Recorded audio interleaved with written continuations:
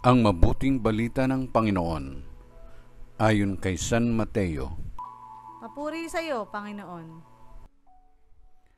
Noong panahong iyon, sinabi ni Jesus, "Lumapit kayo sa akin, kayong lahat na napapagal at nabibigatan sa inyong pasanin, at kayo'y pagpapahingahin ko. Pasanin ninyo ang aking pamatok, at mag-aral kayo sa akin. Ako'y maamo at mababang loob, at makasusumpong kayo ng kapahingahan para sa inyong kaluluwa.